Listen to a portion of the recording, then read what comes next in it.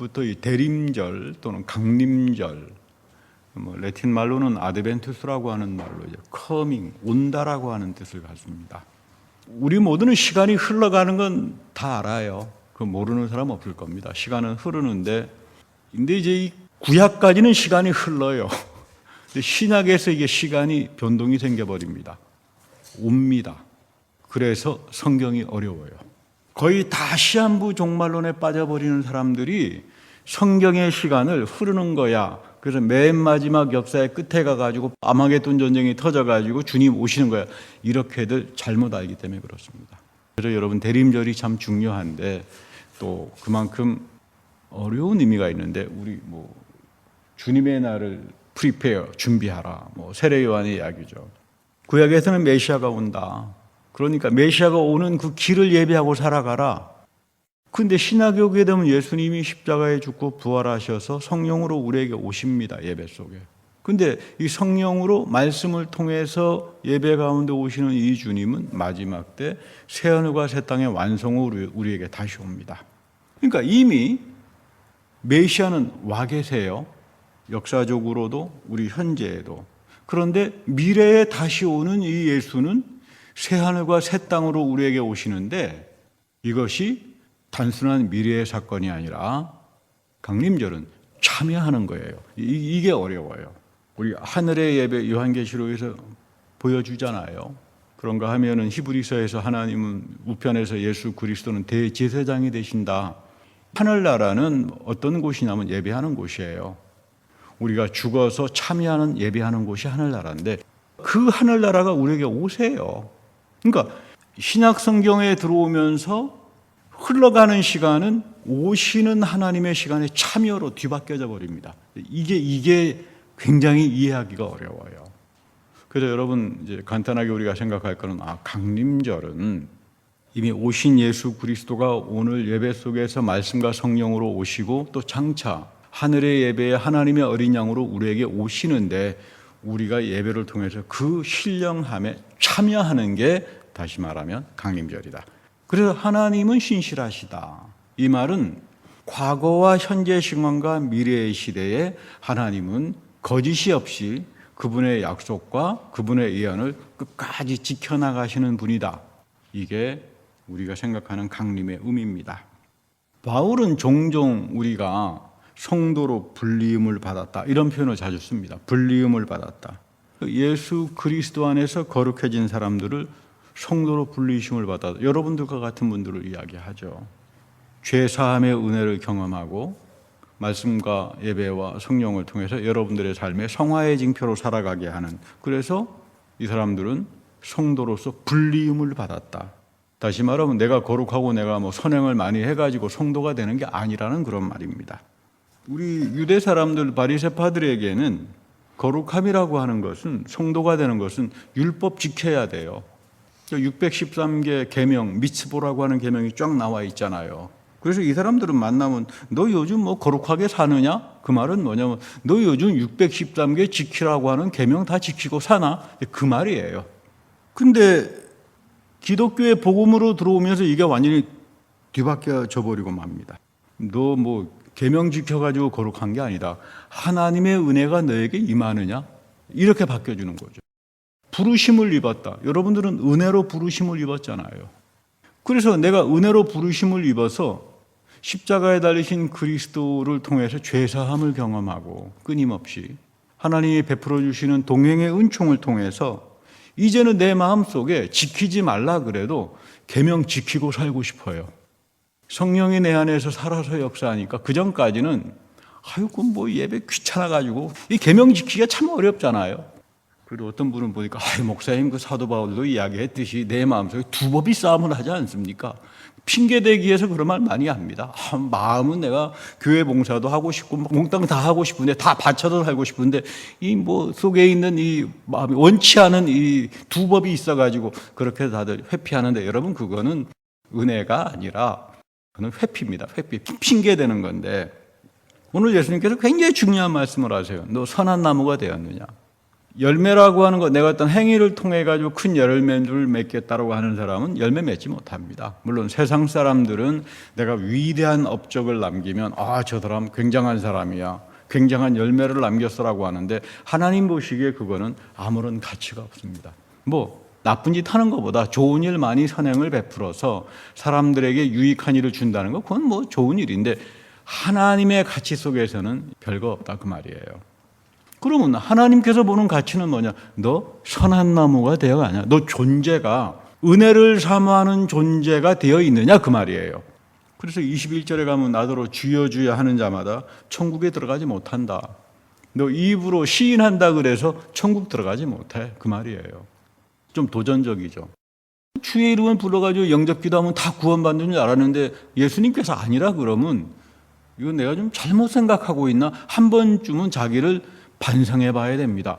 내가 하나님 말씀을 이거 제대로 잘 모르고 있구나. 그리고는 누가복음에서 아주 중요한 말을 하죠. 선한 사람이 누구냐? 여러분 성경에서, 특히 신약 성경에서 선함, 끝, 선함이라고 하는 것은 하나님에게만 붙여요. 그 영어의 God이란 말이 굿에서 나오잖아요. 하나님 한 분밖에 선하지 않다. 하나님이라고 하는 God, 그것은 good, 거기서 나오는 겁니다. 그만큼 다시 말하면은 너는 지금 선한 사람이냐라고 하는 건 존재예요. 하나님이 너를 선하게 여겨주시느냐? 그거를 너의 마음 안에 선한 것들이 쌓여지고 있느냐? 그렇게 누가복음은 설명을 해줍니다. 그러니까 너의 마음 상태에, 너의 마음에, 너의 영혼에, 너의 생각에 하나님의 말씀에 선한 것으로 자꾸 쌓여지면 하나님이 너를 선한 존재로 본다 이거예요. 그러니까 먼저 막 일들을 열심히 해가지고 막 엄청난 광고를 내고 신문지상에 떠들고 이런 건 세상에서 좋은 가치인지는 모르지만 홍보하고 PR하고 하는 게 세상의 가치인데, 성경은 그런 외적인 가치에 관심이 없어요. 너 내면에 하나님 말씀과 성령에 의해서 쌓여져 가지고 너가 지금 선한 존재가 되어 있느냐? 그래야 하나님이 너에게 오셔서 성령의 열매를 맺을 수 있다. 이게 완전히 뒤바꿔져 버리는 거죠. 여기 아주 깊은 의미가 있습니다. 당대는, 예수님 당시는 히브리 말이라고 하는 것은 자음밖에 없었어요. 우리가 예를 들어가지고 히브리어를 발음하잖아요. 모음을 붙여가지고. 그 모음은 기원 후 중세기 1000년도에 만들어진 거예요. 그러니까 원래 여러분 히브리어를 전문적으로 아시는 분들은 참 신비합니다. 어떻게 자음만 가지고 하나님의 뜻이 기록이 되어 있나? 이거 기가 막힌 이야기죠. 발음 못해요. 모음이 없으니까. 이 모음 체계는 중세기 때 만들어진 거니까. 그래서 발음은 해야 되겠고, 그래서 대부분의 사람들이 아람어를 썼습니다. 아람어. 그러니까 예수님 당시에 아람어로 히브리어 성경이 번역이 됐어요. 발음하려고. 신기하죠?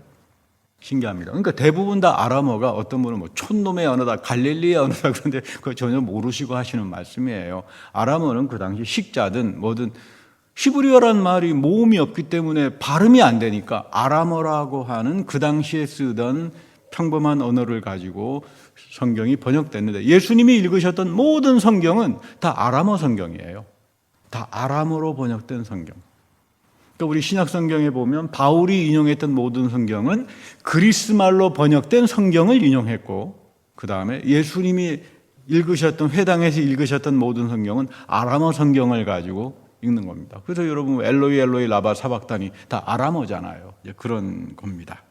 그러니까 하나님의 말씀을 들어야 되려면 발음이 돼야 되니까 이 말씀을 자꾸 선하게 들어서 너 마음속에 선한 존재가 돼야 된다. 구원이라고 하는 건 나는 지금 하나님 앞에서 선한 나무가 됐나? 내가 지금 선한 존재가 되어 있나? 이것을 지금 생각해야 합니다. 오늘 본문에 보면 특별히 고린도 교인들이 가장 심각했던 문제는 말씀이 뭔지 모르고 구원이 뭔 줄 몰라요. 고린도 교인들이. 그래놓고는 자기네들은 성령 충만하다고 다 구원받았다고 난리를 칩니다. 이제 이런 상황에서 지금 바울이 고린도 교회 때문에 엄청나게 애를 먹는 겁니다. 사도행전에 보면 여러분 고린도는 왕년에 굉장히 잘 나갔던 도시예요. 아테네하고 자웅을 기뤘습니다. 그 당시 기원전 1000년도, 그거를 흔히 요즘 고대 그리스를 연구하는 분들은 첫 번째 르네상스라고 해요. 아니 르네상스는 1500년도 유럽에서 생긴 거 아닌가? 천만의 말씀이라 그래요. 이미 고대 그리스가 해양 문화가 발전하기 시작하면서 말이죠. 바빌론, 애국까지 무역과 교류를 합니다. 그때 고린도는 도자기로 굉장히 잘 나가던 상업도시고 그 다음에 항구가 있어가지고 굉장히 부유한 도시였어요. 그러니까 아테네하고 뭐 차로 한 2시간 정도 걸리나 하는데 자웅을 겨룰 정도로 그러다가 보니까 애굽하고 교육을 하면서 맨날 애굽에서 우상과 신들이 들어옵니다. 그러니까 성경에서 말하는 음행이라고 하는 거는 뭐 저 사람 뭐 요즘 뭐 도덕적으로 아주 형편한 사람 이런 개념이 아니라 여러분 그 그리스 신화 보세요. 신들이 얼마나 못된 짓을 많이 합니까? 바람을 피우지. 뭐 제우스만 하더라도 맨날 바람 피우고 맨날 음행하고 다니잖아요. 어우, 음행은 당연한 거야. 아, 우리가 믿는 신이 저러는데 뭐. 거기다 여러분 애굽의 이 알렉산드리아를 통해 가지고 들어오는 거 온갖 잡탕. 그러니까 너 경건하게 산다고? 그러면 고린도 사람들이 뭐라고 하는 줄 아세요? 너 참 나쁜 놈이로구나. 신들이 저렇게 다산을 가지고 풍족하게 사는데 당연히 가서 신전에 가서 술도 마시고 놀기도 하고 당연히 음행도 즐기고 뭐 바람도 열심히 피고 다니고 이게 신들이 보기에 좋은 삶이야. 이런 생각을 가지고 있는 사람들이에요. 그러니까 이거 여러분 이거 바꿔놓는다는 게 얼마나 어렵습니까? 구약의 하나님은 가서 신발을 벗어야 되는데 하나님을 만들질 못해요. 유대 기독교의 전통에서 하나님은 우리를 앞서가기 때문에 뭐 형상으로 만들지도 못하고 내 생각을 갖다 붙여가지고 못합니다. 내 생각 갖다 붙이기 시작하면 어떤 일이 벌어지냐면 주술에 빠지고 우상숭배에 빠져서 결국은 기복신앙에 빠져서 사울처럼 엔돌에 찾아가서 망하고 맙니다. 하나님이 항상 우리를 앞서가죠. 하나님 누굽니까? 내가 너를 앞서가서 출애굽을 예비하겠다. 또 앞서가시는 하나님이죠. 그래서 희망의 하나님이다. 우리 인간이 내 생각 가지고 잡아낼 수 없다. 이런 영적으로 정신적으로 완전히 다른 사람인데 이 고린도 교회를 그러니까 당연히 문제가 터집니다. 터지는데 재미있는 건 뭐냐 하면 너희들이 참 말썽을 많이 부렸는데도 하나님께서 너희들에게 참 은혜를 많이 주셨다. 그래서 너희들 물질적으로 풍부하게 했고 장사도 잘 되게 했고 모든 일에다 풍부하게 했고 특별히 너희들이 좀 별 볼 일 없었던 사람인데 스피킹, 언어에서도 많이 신실해졌고 하나님에 대한 지식에서도 많이 좋아졌다. 저 같으면 이런 말 못할 것 같아요. 이 나쁜 놈들아 그렇게 야단질 것 같은데 바울이 좀 한 수 달라요. 바울 행적이라고 하는 외경이 있습니다. 나쁜 외경이 아니에요.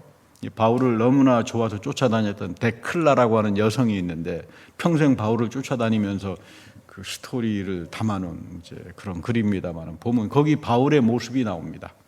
다리가 조금 휘었다 그래요. 대머리고 코는 좀 삐쭉 나오고. 근데 눈매가 그렇게 참 빛을 발하는 것처럼 사람의 영혼을 꿰뚫어 본다. 그리고 얼굴이 이렇게 천사처럼 굉장히 은혜와 자비가 넘쳤다. 뭐 이렇게 이제 바울에 대한 그 모습이 나옵니다. 그래서 그때부터 바울 그림을 그릴 때 보면 대머리로 많이 그렸죠. 코는 뾰족하고. 근데 아무튼 바울은 그렇게 말 안 합니다. 하나님이 신실하신 분이다. 너 고린도 교인들이 형편없이 살아도 여기 하나님은 미쁘신 분이다. 이거 영어로는 faithfulness. 하나님이 약속했으면 끝까지 지킨다 이 말이에요. 그래서 우리 장로교에서는 여기서 유명한 교리를 끊어냈죠. 성도의 견인. 이거 굉장히 좋은 표현이에요. 하나님은 나를 사랑하고 불렀으니까 끝까지 나를 견인하신다. 때로는 내가 넘어지기도 하고 엉터리 같은 짓을 해도 하나님께서 일로 치시고 절로 치시면서 끝까지 내 구원의 삶에 동행하면서 나를 신실하게 인도하신다. 여러분 이거는 굉장히 좋은 바울의 사상이에요. 하나님은 미쁘신 분이다. 신실하신 분이다. 뭐 나는 계속 세상으로 기울여지죠. 육체로 기울여지고 말은 앞서지만 행동이 따르지 못합니다. 그러나 하나님이 신실하다. 그래서 이 하나님의 신실하심을 히브리 말로 가장 잘 표현하는 데가 하박국입니다. 하나님은 아무네, 신실하신 분이다. 그러니까 아멘이란 말이 여기서 나오죠. 아멘이란 말이 아람어잖아요. 믿음이라고 하는 건 하나님의 신실하심을 쫓아서 나도 말씀에 따라서 신실하게 살겠습니다. 근데 내가 아무리 신실하게 살고 싶어도 못 살아요. 나에게 한계가 있잖아요, 인간으로서. 하나님이 은혜를 통해서 나를 끊임없이 선한 존재로 만들어줘야 돼요. 그것이 예배고 내 죄를 용서해 주시는 은혜고 성만찬이고 그래서 하나님이 나를 거룩한 성도로 불러주다. 오늘 이 하박국 2장을 보면 굉장히 중요한 내용이 나옵니다. 하박국 시대에 거짓된 사람들의 횡포가 너무 심해요. 악인들이 선한 사람 모함하고 희생시키고, 그래서 하박국이 하나님은 정의로우신 분인데 왜 하나님은 이런 나쁜 인간들 앞에서 잠잠히 계십니까? 이거 해도 너무하지 않느냐? 그래서 내가 하루는 파수하는, 성을 지키는 그 막루에 올라가지고 하나님께 따지고 기도해서 하나님이 뭐라고 말씀하신가를 기다리겠다. 지금 이런 굉장히 절박한 심정을 가지고 하박국이 지금 이야기를 하는 겁니다. 그때 하나님께서 하박국에게 계시를 주세요. 야, 하박국아, 명백하게 판에다가 기록해라. 여러분, 구약에서 모든 예언은 그때 받고 끝나는 게 아닙니다. 다 판에다가 기록합니다. 서책으로 만들어 놓죠.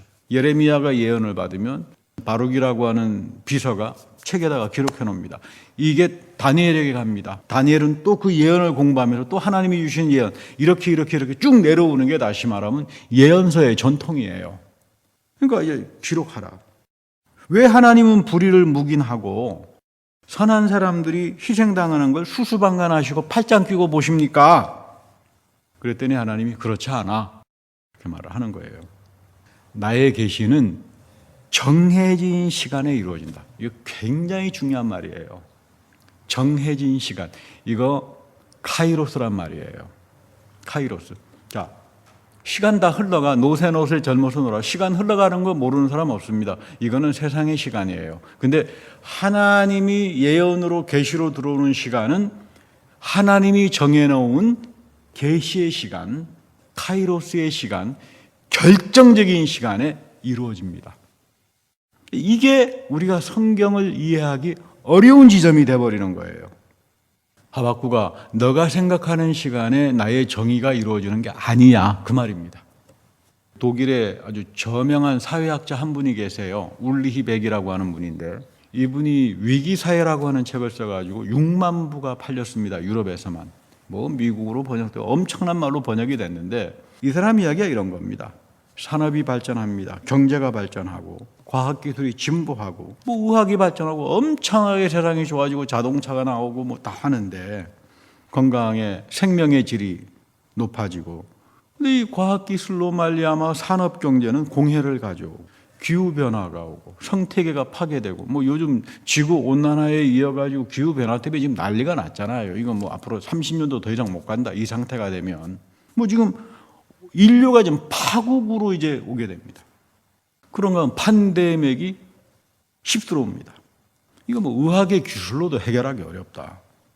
그러다 보니까 이거 해결되면 저게 해결이 안 되고 저거 해결되면 다른 것이 해결이 안 되고 사회적으로도 그렇고 개인적인 삶에서도 여러분 다 마찬가지 아닙니까?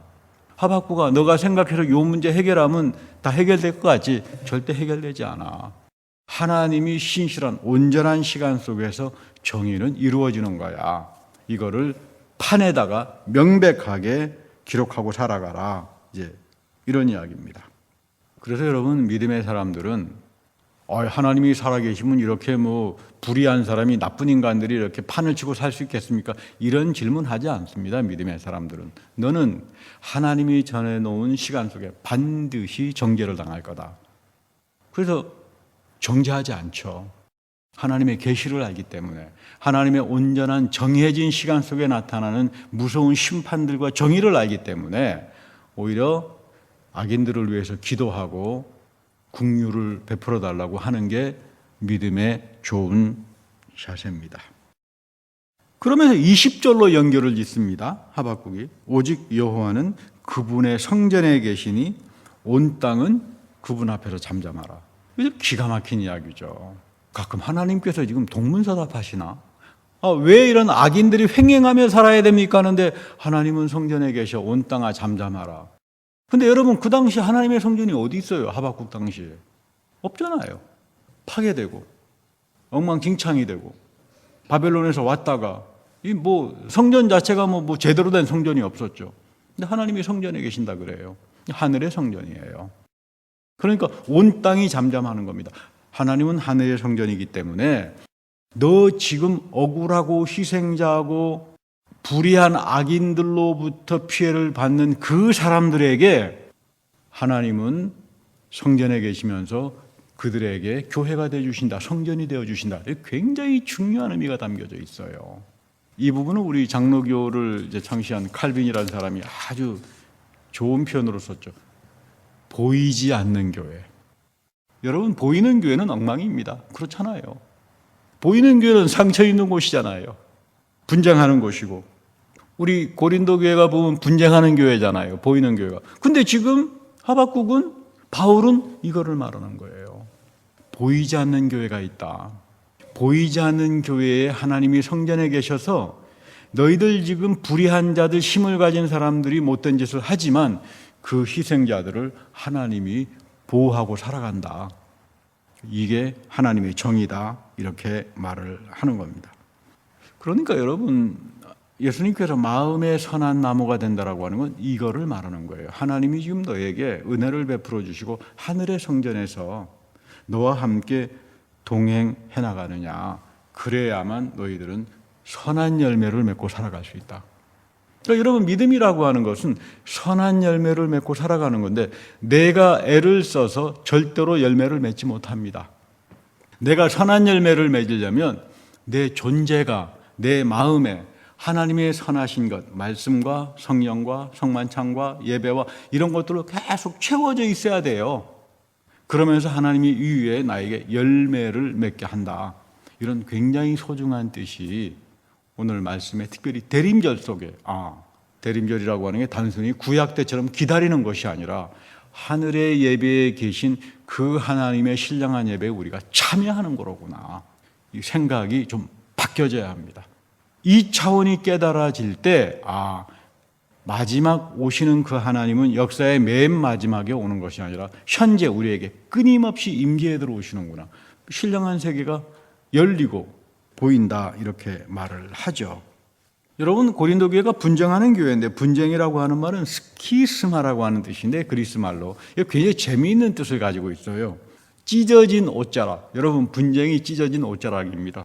모르겠어요. 그동안 옷을 가지고 자꾸 이렇게 시비를 걸어서 옷들이 찢어져서 저 사람은 찢어진 옷을 입은 사람은 분쟁을 했구나 뭐 이렇게 말을 하는지 잘 모르겠는데, 여러분, 아무리 좋은 명품, 아무리 인류 옷이라도 여러분 찢어진 옷을 입는 사람은 없을 거예요.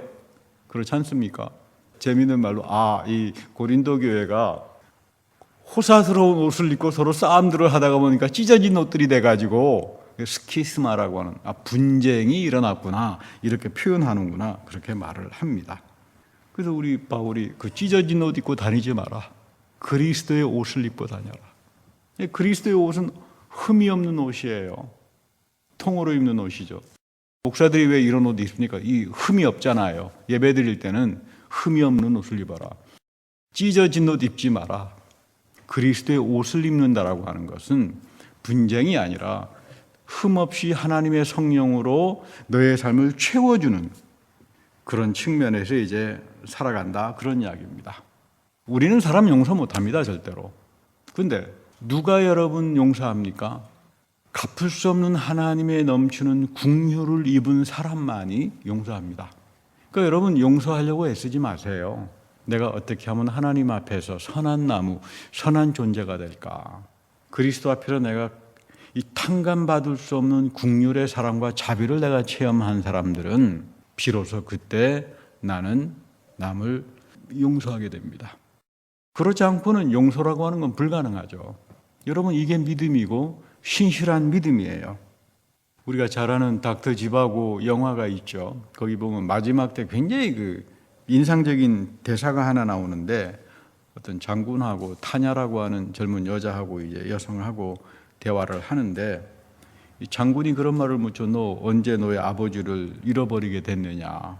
이 닥터 지바고의 딸입니다. 잃어버린 딸인데, 러시아 혁명이 일어났을 때 와중에 기차 타는 데서 아버지가 내 손을 놓아버렸다. 같이 손을 잡고 가다가 그때 어릴 때 8살 땐가 그때 잃어버려가지고 아버지를 찾지 못했다. 근데 이제 이 장군이 그런 말을 하죠. 혁명의 와중에 너의 손을 놓아버리는 사람은 친아버지가 아니다.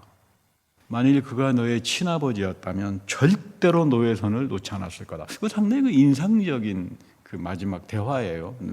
되씹어 보게 되는데, 하나님의 신실하심이 이런 거예요. 하나님은 우리의 손을 놓지 않는다.